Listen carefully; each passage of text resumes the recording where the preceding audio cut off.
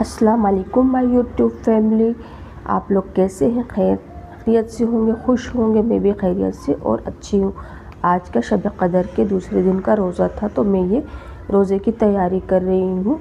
मैंने आज ये सब थोड़ा सा अफ्तार का सामान इकट्ठा किया और मैंने रोज़ा अफ्तार के लिए बैठी हूँ। मैं रोज़े में ज़्यादा कुछ ताम झाम नहीं करती, मुझे थोड़ा सा ही पसंद है। रोज़े में मुझे सिर्फ फ्रूट्स पसंद है, मगर ये मेरी बेटी को आलू के पकोड़े बहुत ज़्यादा पसंद है, तो इस वजह से मैंने आलू के पकोड़े उसके लिए बना दिए। और थोड़ा सा अब देखिए उसने एक चीज़ और बना रही है। क्या?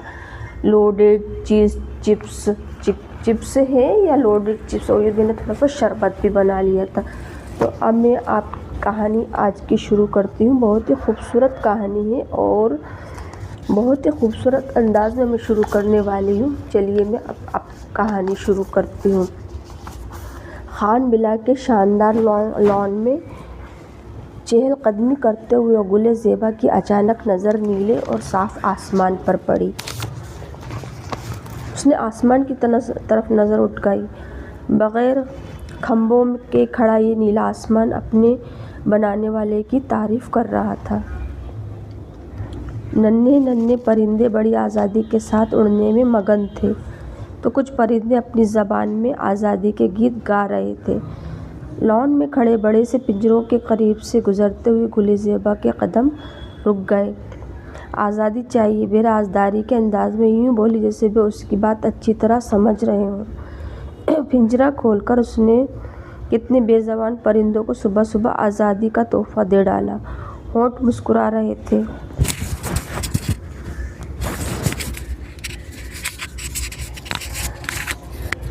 पिंजरा खोलकर उसने कितने बेज़बान परिंदों को सुबह सुबह आज़ादी का तोहफ़ा दे डाला। होंठ मुस्कुरा रहे थे। गुल, तुमने फिर से परिंदों को आज़ाद कर दिया? बीबी जान ने उसे देखा तो नाराज़गी से कहा। मेरी प्यारी बीबी जान, गुले ज़ेबा ने अपनी संदल जैसी बाहें उसके गले में डाल दी। जानती हो कि जाफ़र कितना नाराज़ होगा? अब नौकरों की मुसीबत आएगी और मुझे अलग उसकी तकरीर सुननी पड़ेगी। बीबी जान लगातार नाराज़गी से बोली। मैं क्या करूं बीबी जान, मुझे तकलीफ़ होती है इन बेज़ुबानों को क़ैद में देखकर, और वैसे भी जाफ़र भाई का जी नहीं भरता इन इंसानों पर जुल्म करके जो अपनी हकामियत का रोब इन मासूमों पर भी डालते हैं। अच्छा खैर छोड़ें, मेरा एडमिशन फॉर्म आ गया? उसने सवाली अंदाज में पूछा। जाफ़र नहीं माना। बीबी जान बिना बोले देखे बोली। व्हाट? लेकिन क्यों? गुले ज़ेबा हैरत से उछल पड़ी। जानते हुए भी सवाल कर रही हो? बीबी जान झुंझला सी गई। ये तो ज़्यादती है बीबी जान, मैं आगे पढ़ना चाहती हूँ। मैं अपनी बात की हिमायत में बोली। एक तो गुल, तुम दोनों की समझ नहीं आती कि हर मामले में पूरा पश्चिम बने रहते हो। तुम दोनों कभी किसी बात पर एक राय नहीं होते। मेरी ज़िंदगी में ये हाल है, न जाने मेरे बाद क्या बनेगा। बीबी जान के चेहरे पर सुर्ख और फिक्र के बादल छा गए। ज़िद वे करते हैं और वे भी हमेशा गलत बात पर मैं ज़िद्दी नहीं हूँ, बस तो बात गलत है। वे गलत है, वे मजबूत लहजे में बोली। जाओ कर लो खुद ही बात, मेरी तो समझ ही नहीं, मेरी तो मानता ही नहीं। बीबी जान निडाल लहजे में बोली। जाफ़र खान की गाड़ी का हॉर्न सुनाई दिया तो वे उस तरफ लपकी। सियाह चमकदार नए मॉडल की कीमती गाड़ी से जाफ़र खान निकला। चेहरे पर ख़ानदानी फ़ख्र और गुरूर साफ दिखाई दे रहा था। सियाह चादर अपने बाएं कंधे पर डाले उसकी शान और ज़्यादा छलक रही थी। आसपास के माहौल पर सरसरी निगाह डालता हुआ वे अंदर की तरफ बढ़ गया। जाफ़र भाई, गुले ज़ेबा की आवाज़ पर वे रुका। जाफ़र भाई, गुले ज़ेबा की आवाज़ पर वे रुका। क्या बात है? जाफ़र भाई बिना देखे बोले। भाई, मुझे आपसे बहुत ज़रूरी बात करनी है। अपनी फूली सांस को भी दुरुस्त करते हुए बोली। जल्दी बोलो, जाफ़र गुस्से से बोला। भाई, मेरा एडमिशन फॉर्म। उसका जुमला अधूरा ही रह गया था।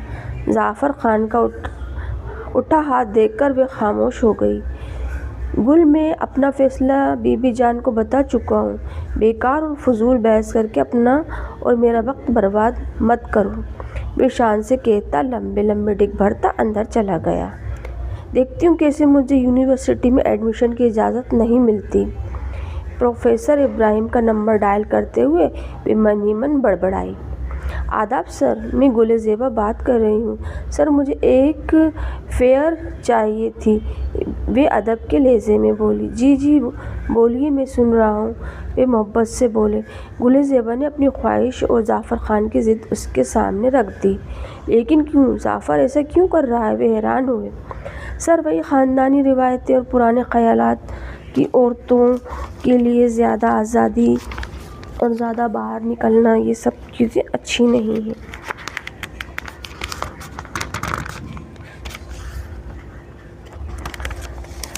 دیکھیے ماشاءاللہ سے باہر کا موسم کتنا اچھا ہے۔ میں آپ کو کہانی سناتے سناتے آپ کو باہر کے موسم کا بھی حال باہر کے موسم کا بھی بتاتی جاؤں گی، نظارے دکھاؤں گی انشاءاللہ۔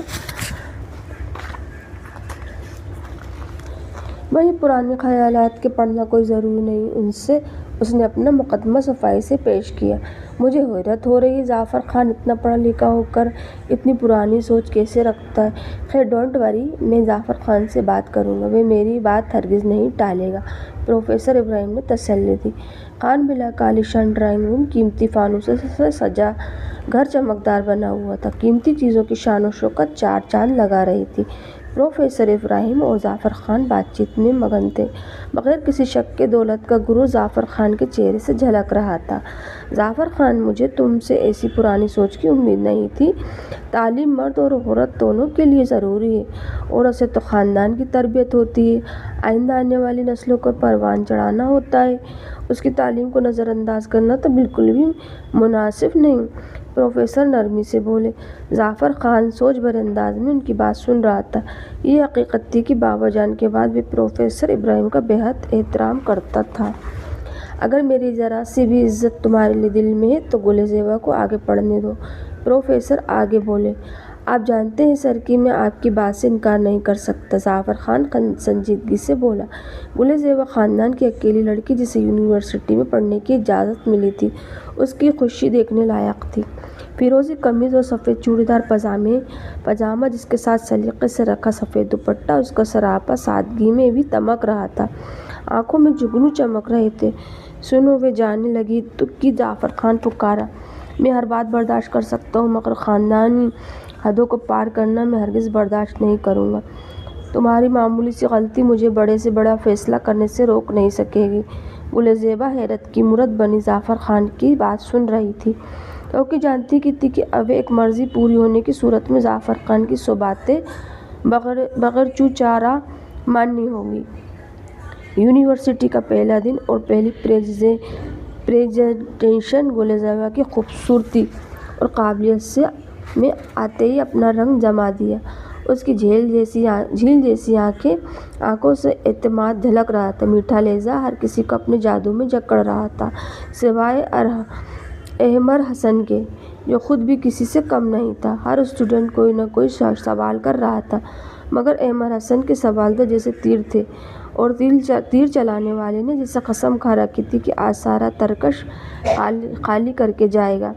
مخاطب کرنے والا نوجوان اسے بے تکلفی سے زیبا کہہ رہا تھا کہ جانے کب کی پہچان ہو۔ گل زیبا نے ایک کھا جانے والی نظر اس پر ڈالی تھی تو احمر حسن کی نگاہوں سے شوخی اور شرارت وصول کی۔ ہائے میں ثنا، ایک دلکش سی لڑکی نے ہاتھ بڑھاتے ہوئے کہا۔ گل زیبا نے مسکراتے ہوئے اس کا ہاتھ تھام لیا۔ کینٹین چلیں؟ ثنا بولی۔ ٹھیک ہے، گل زیبا نے ہاں میں کہتے ہوئے سر ہلایا۔ گل زیبا، تمہاری آنکھیں ریئل بلو ہیں؟ ثنا اشتیاق سے بولی۔ ہاں، گل زیبا مسکرائی۔ بہت خوبصورت آنکھیں، جیسے گہری نیلی جھیل، ثنا نے تعریف کی۔ گل زیبا کے گلابی ہونٹ مسکرا اٹھے۔ سامنے والی ٹیبل پر کچھ لڑکوں کا گروپ آ کر بیٹھا تو جیسے شور شرابے کا طوفان آ گیا۔ توبہ، کس طرح کا شور کر رہے ہیں؟ گل زیبا الجھن سے بولی۔ یہ احمر کا گروپ ہے، ثنا مسکراتے ہوئے بولی۔ کون احمر؟ گل زیبا نے سوالیہ انداز میں پوچھا۔ وہی جس نے آج تم پر سوالوں کی بوچھار کی تھی۔ لڑکیاں دیوانی ہیں اس کی، کلاس کا سب سے لائق اور ہینڈسم نوجوان ہے، ثنا ڈیٹیل سے بولی۔ ہاں تو ہوتی ہیں، اکثر لڑکوں کو کارکردگی دکھانے کی گندی بیماری ہے۔ گل زیبا احمر سے بالکل امپریس نہ ہوئی۔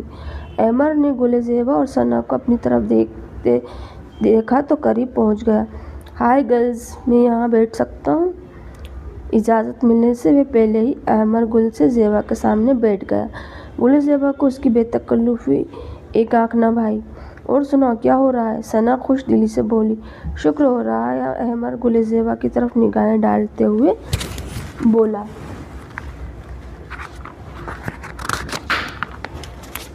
کس بات کا؟ ثنا حیران ہوئی۔ جب بھی آئینے میں دیکھتا ہوں تو احساس ہوتا ہے کہ دنیا میں ابھی بھی خوبصورت اور معصوم لوگ زندہ ہیں، احمر نے انتہائی معصوم صورت بنا کر کہا۔ توبہ، یہ تمہاری خوش فہمیاں۔ ثنا کی ہنسی آؤٹ آف کنٹرول تھی۔ گل زیبا نے مسکرانے کی تعریف نہیں کی تھی۔ ثنا، مجھے تم سے بہت ضروری کام تھا، احمر شرارتی انداز میں بولا۔ ہاں بولو، ثنا بڑی مشکل سے ہنسی برداشت کرتے ہوئے بولی۔ مجھے تم سے لینس منگوانے ہیں، وہ جو آج کل ہر کلر میں ان ہیں نا، احمر نے گل زیبا کی نیلی آنکھوں میں جھانکتے ہوئے کہا۔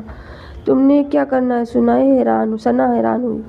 وہ اصل میں کل ریڈ کلر کی شرٹ پہنوں گا تو اس کے ساتھ ریڈ لینس لگاؤں گا، آخر لوگ بھی تو یہ فیشن کر رہے ہیں، میں کیوں نہ محروم رہوں؟ گل زیبا کی نیلی آنکھیں دیکھتے ہوئے شرارت سے وہ بولا۔ ریڈ کلر کے لینس، اف توبہ، احمر خون پینے والی بلا لگو گے۔ ثنا پر تو ہنسی کا دورہ پڑ گیا تھا۔ گل زیبا نے ایک زہریلی نگاہ احمر پر ڈالی اور اٹھ کر چلی گئی۔ کیا مسئلہ ہے اس کے ساتھ؟ احمر نے گل زیبا کو جاتے ہوئے دیکھا تو بولا۔ تم بھی تو بیچاری کے پیچھے ہی پڑ گئے ہو ہاتھ دھو کے۔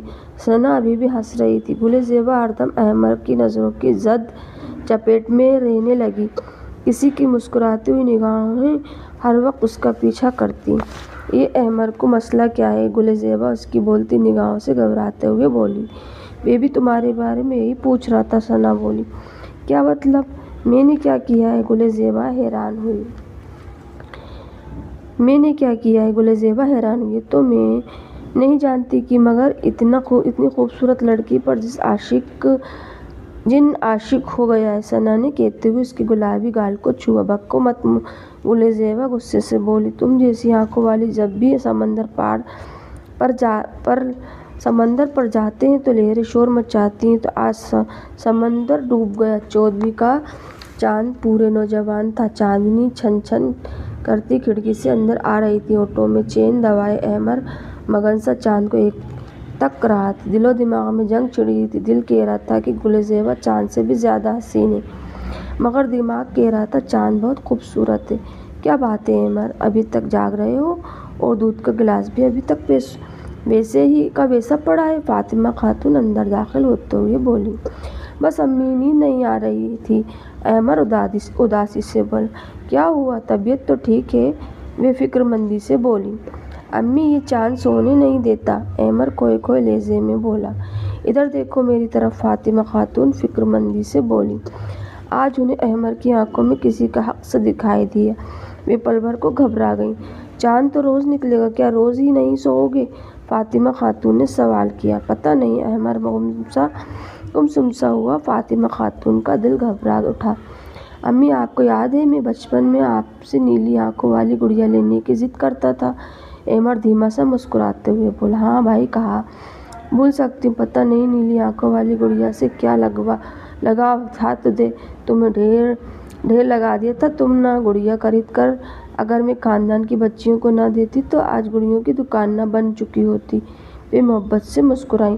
امی، میری یونیورسٹی میں ایک لڑکی آئی، اس کی آنکھیں بالکل نیلی گڑیا جیسی ہیں۔ احمر بولا۔ احمر، تمہیں ابھی بہت پڑھنا ہے، بہت اونچا مقام حاصل کرنا ہے، میرے خواب پورے کرنے ہیں، اس لیے بہتر ہے اپنا دل دماغ پڑھائی میں لگاؤ، وہ نصیحتوں والے انداز میں بولی۔